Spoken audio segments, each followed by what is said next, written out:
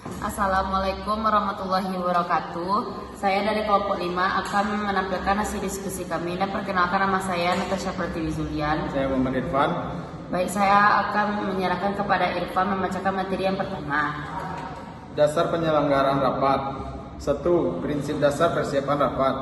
Dalam persiapan rapat, agar rapat dapat berjalan dengan lancar dan efektif, beberapa prinsip dasar persiapan rapat yang harus diperhatikan yaitu why, mengapa perlu diselenggarakan. Yang pertama, untuk memecahkan masalah. Yang kedua, menyampaikan informasi. Yang ketiga, membuat peserta rapat berpartisipasi pada masalah yang dikemukakan.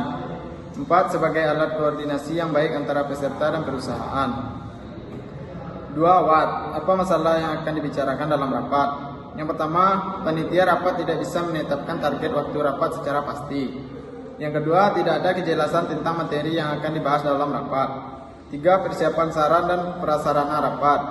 4. Rapat terlambat dibuka. 5. Materi tidak dibahas secara sistematis dan fokus. 6. Lemahnya kemampuan komunikasi dan pemimpin rapat. 7. Rapat sering membahas hal yang tidak membentuk fakta. 8. Tidak ada kesimpulan dan notulensi hasil rapat. 3. Siapa saja yang akan diundang dalam rapat.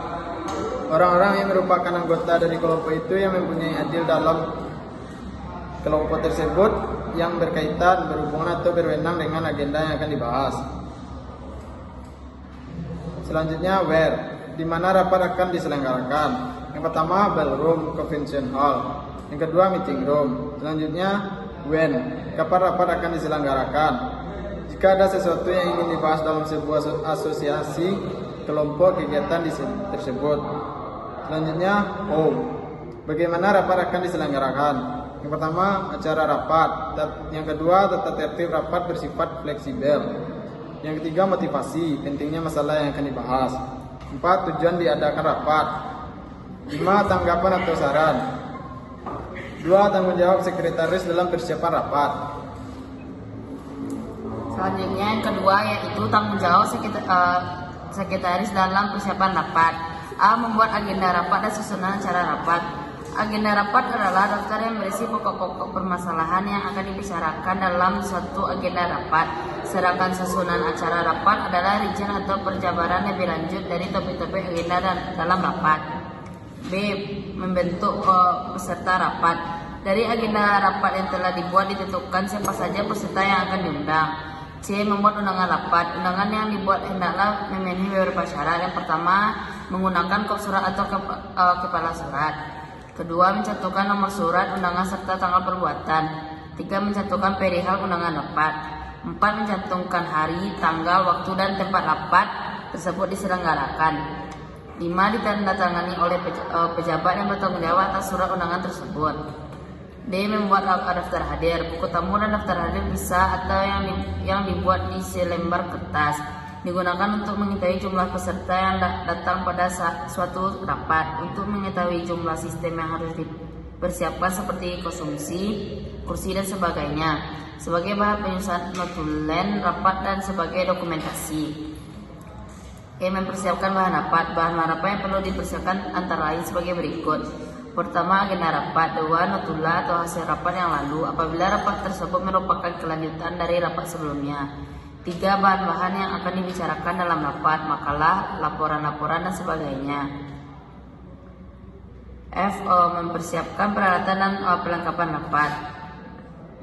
Peralatan dan persiapan yang perlu dipersiapkan dalam rapat antara lain: whiteboard lengkap dengan spidol dengan penghapus. 2. Flipchart lengkap dengan spidol. LCD projector atau overhead projector lengkap dengan layarnya. 4. Sound system lengkap dengan mikrofonnya. 5. Map atau tas yang dipergunakan untuk menempatkan bahan-bahan rapat. 6. Block note dengan ballpoint. 7. Name tag untuk peserta. Terakhir, laptop atau komputer. Dia mempersiapkan ruang rapat. Hal-hal yang harus dipersiapkan sehubungan dengan peraturan ruang rapat adalah: pertama, cahaya penerangan. 2. Ventilasi udara. 3. Pengaturan tempat duduk. Dan yang H. Akomodasi atau penginapan. Pada rapat yang dilakukan lebih dari suatu hari, biasanya para peserta rapat akan menginap di suatu tempat. Untuk itu, sekretaris harus mengatur pemilihan tempat yang cocok untuk pelaksanaan rapat tersebut, mulai dari pemesanan tempat, pembagian kamar, hingga mengecekkan terakhir akan kesiapan penginapan untuk peserta rapat. Transportasi, jika satu rapat tidak dilaksanakan di dalam kantor, tentunya transportasi para peserta rapat ke tempat rapat harus dipersiapkan. Jika harus menyewa mobil atau bus, maka sekretaris harus menyiapkannya. Konsumsi berupa makanan dan minuman dapat disajikan dengan cara sebagai berikut. Pertama, disajikan sebelum peserta rapat duduk. 2, disajikan selama rapat berlangsung. 3, disajikan pada waktu istirahat dengan mengambil sendiri. 4, disajikan secara kombinasi. Pada awal rapat, setelah tersedia minum dan makanan saat istirahat, para peserta dapat mengambil sendiri makanan minuman di tempat yang telah tersediakan.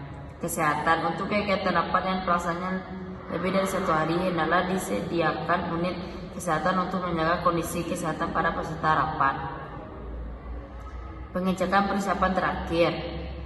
Hal-hal yang perlu diperiksa antara lain: apakah kursi telah cukup sesuai dengan jumlah peserta rapat, apakah letak tempat duduk sesuai dengan fungsi dan setiap peserta rapat, apakah semua alat perlengkapan rapat telah tersedia dalam ruang rapat dan berfungsi dengan baik, apakah bahan-bahan atau materi rapat yang akan dipergunakan dalam rapat telah disiapkan dalam suatu map, apakah daftar hadir, agenda rapat dan susunan acara telah disiapkan, apakah konsumsi rapat dipesan atau disiapkan. Terakhir, Gaya penyusunan tempat duduk di ruang rapat. yaitu model teater, model bentuk U, model bentuk kelas, melingkar, model konvensi, dan model berongga. Sekian dari hasil diskusi kami. Assalamualaikum warahmatullahi wabarakatuh.